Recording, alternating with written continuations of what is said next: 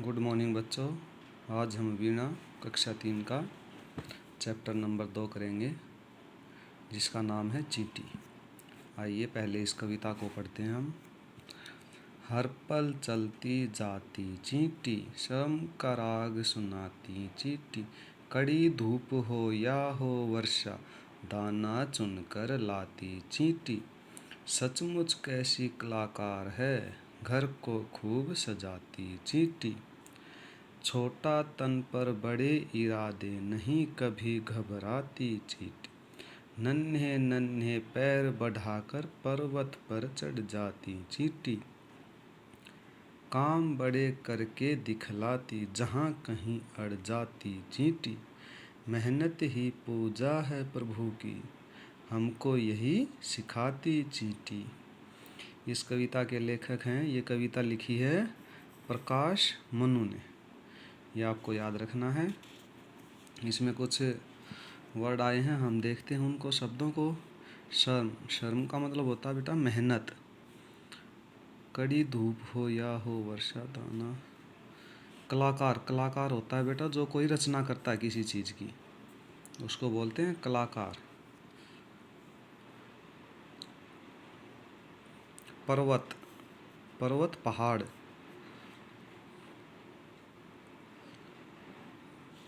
तो आगे चलते हैं हम। ये बातचीत के लिए है।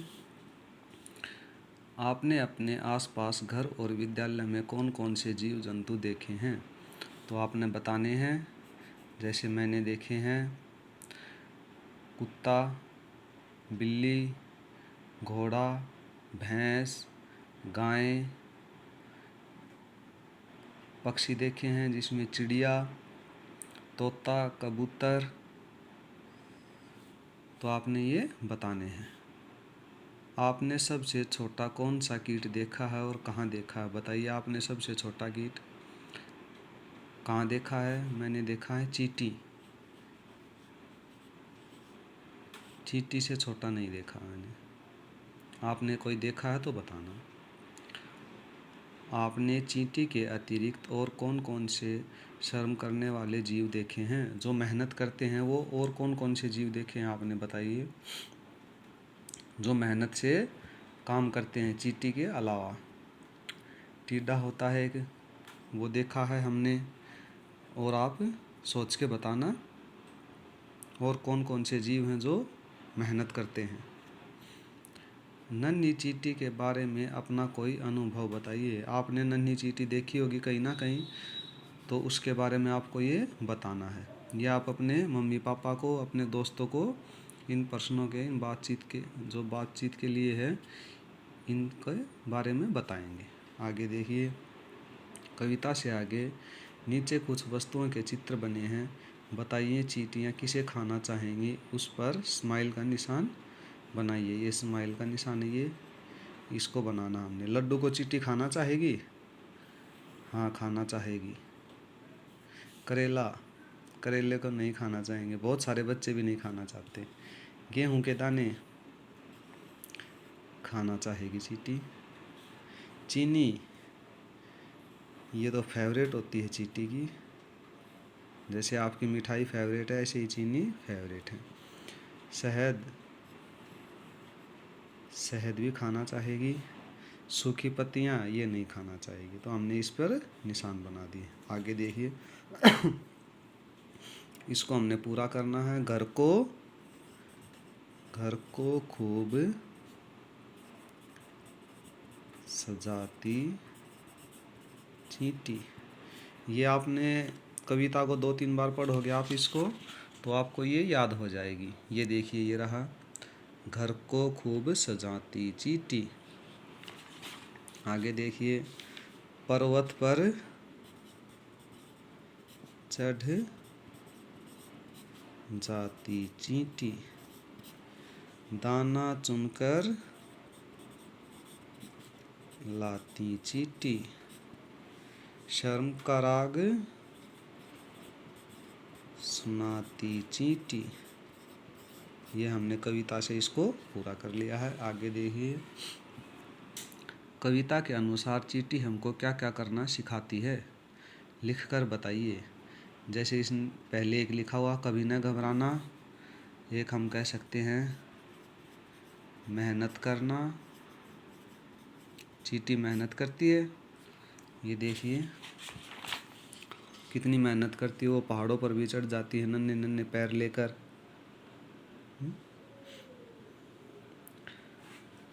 और ये देखिए जहाँ कहीं अड़ जाती चींटी, काम बड़े करके दिखलाती। तो मेहनत करना, कभी न घबराना, सदा आगे बढ़ना।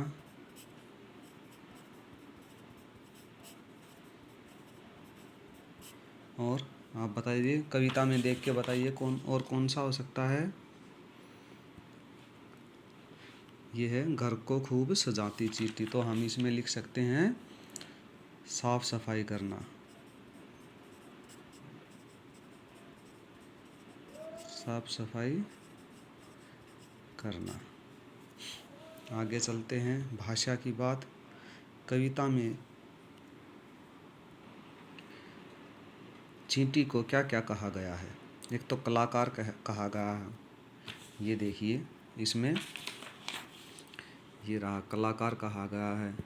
उसके अलावा मेहनती, चींटी मेहनती होती है। उसके अलावा जो शर्म करती है, शर्म का मतलब होता है मेहनत करती है, मेहनती हो गया है। उसके अलावा देखिए आप कविता में और क्या हो सकता है। जो कभी नहीं घबराती, निडर। और देखिए आप क्या हो सकता है।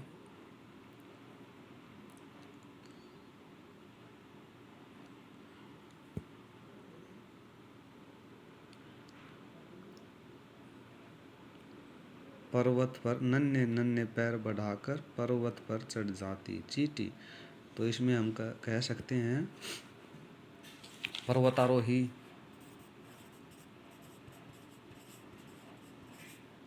यानी कि जो पर्वत पर चढ़ता है उसको बोलते हैं पर्वतारोही। आगे देखिए, कितनी बार आई चींटी। चींटी कविता में चींटी शब्द कितनी बार आया है, इन्हें गिनिए और उतनी चींटियाँ बनाकर पंक्तियों को पूरा कीजिए। जो हमने ये कविता की है इसमें चींटी कितनी बार आया है वो आपने गिनना है। और यहाँ पर ये पिक्चर बनानी है जितनी बार चींटी आया। दो पहले ही बनी हुई हैं, तो मैंने गिना था ये 8 बार आया है, तो आपको 8 और चींटी की पिक्चर बनानी है। ये आप खुद से करेंगे। आगे चलते हैं, आइए चींटी कविता को आगे बढ़ाते हैं। चीनी का दाना दिख जाए उसको लेने जाती चींटी, तो इसमें हम कविता को आगे बढ़ाएंगे। जो हमने कविता की थी उसी को आगे बढ़ाते हैं। और बताइए चींटी क्या करती है।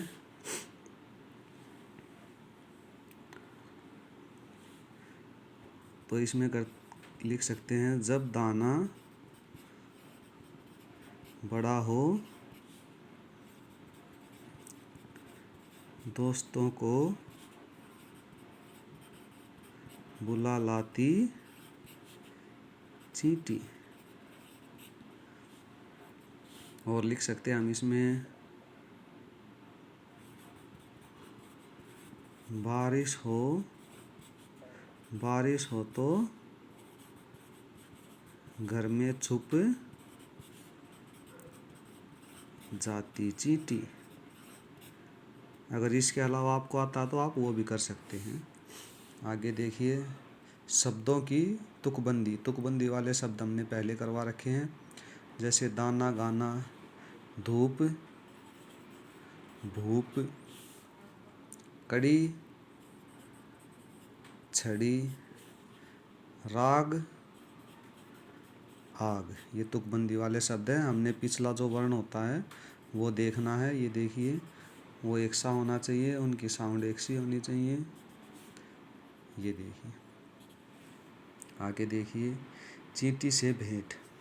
आपके घर के कई कोनों में चींटी आती जाती है। एक दिन वह आपको रोककर आपसे कुछ कहती है। आपके और उसके बीच क्या क्या बातें हुई लिखिए। तो आपके घर में चींटी देखी होगी तो आपने बताना है। आपने बोला नमस्ते चींटी, आज आप अकेली आई हैं? तो चींटी ने जवाब दिया हाँ, आज मैं अकेली आई हूँ। फिर आपने क्या बोला होगा वो यहाँ पर लिखना है। मान लेते हैं हमने बोला कि आपने बोला चींटी को आप क्या करने आई हैं? तो चींटी ने जवाब दिया मैं